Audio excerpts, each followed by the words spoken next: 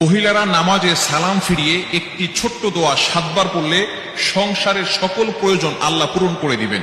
মনে রাখবেন, আমাদের মা বোনরা যারা আছেন তারা অনেকেই কিন্তু সংসারের ভিতরে সুখ চান, শান্তি চান, এবং বিশেষ করে অনেক সময় স্বামীর অবস্থা খুব ভালো থাকে না।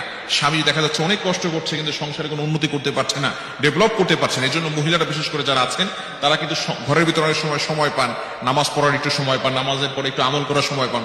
যেহেতু পুরুষরা বাহিরে থাকে, সকালবেলা বের হয় আর অনেক রাত্রে চলে আসে, এবং বিশেষ করে অনেক কষ্ট তারা বাহিরে করে থাকেন। বিশেষ করে পুরুষরাও যদি পারেন এই আমলটি করবেন। 5 ওয়াক্ত নামাজ আপনাকে মাস্ট বি পড়তেই হবে। যদি আপনি সংসারের ভিতরে সুখ চান, শান্তি চান এবং প্রয়োজন হাজত গুলো পূরণ করতে চান, তাহলে অবশ্যই 5 ওয়াক্ত নামাজ আপনাকে মাস্ট বি পড়তে হবে। নামাজ ছাড়া আপনি সংসারের ভিতরে কখনো কোশ্চিনকালেও আপনি কিন্তু সুখ এবং শান্তি আনতে পারবেন না। একটু বলেন তো, সুখের মালিক কে? হ্যাঁ, সুখের মালিক হচ্ছেন আল্লাহ। তো ওই আল্লাহকে আপনি অখুশি করে কখন আপনার সংসারে সুখ আনতে পারবেন না।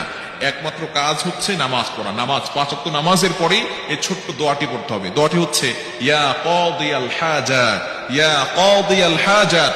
আপনি নামাজে সালাম ফিরানোর পরে 5 ওয়াক্ত নামাজ আপনাকে পড়তে হবে। নামাজের পরে সালাম ফিরানোর পরেই আপনি আল্লাহু আকবার পড়বেন একবার, আস্তাগফিরুল্লাহ 3 বার, এরপরে আপনি পড়বেন ইয়া কাদিয়াল হাজাত, ইয়া কাদিয়াল হাজাত, ইয়া কাদিয়াল হাজাত 7 বার পড়বেন। এভাবে যদি আপনি আমল করতে পারেন, ইনশাআল্লাহ আপনার ঘরে যত প্রয়োজন আছে, আপনি কেমন যেন আল্লাহ তাআলার কাছে প্রয়োজনের কথা বলতেছেন, যত প্রয়োজন আছে সকল প্রয়োজনগুলো আল্লাহ পাক রব্বুল আলামিন নিজে পূরণ করে দিবেন। বিশেষ করে নামাজের পরে দোয়া করলে দোয়াগুলো কবুল হয়। আমরা অনেকে দোয়া করতে চাই না, অনেকে আমল করতে চাই না। নামাজ পড়ার পরেই অনেকে আছে নামাজ পড়ে, নামাজ পড়ার পরেই কিভাবে যত তাড়াতাড়ি মসজিদ থেকে বের হওয়া যায় এটা অনেকে করে। খবরদার, আপনি কিছু আমল করার চেষ্টা করবেন, ইনশাআল্লাহ আল্লাহ তাআলা সংসারের ভিতরে সুখ শান্তি বৃদ্ধি করে দিবেন, প্রয়োজনগুলো আল্লাহ তাআলা মিটিয়ে দিবেন। আমাদের অনেক প্রয়োজন আছে, অনেকে অভাবের ভিতরে আছেন, অনেকে কষ্টের ভিতরে আছেন, অনেকের ভিতরে সবকিছু আছে, টাকা পয়সা আছে, কিন্তু সমাজের ভিতরে, সংসারের ভিতরে শান্তি নেই।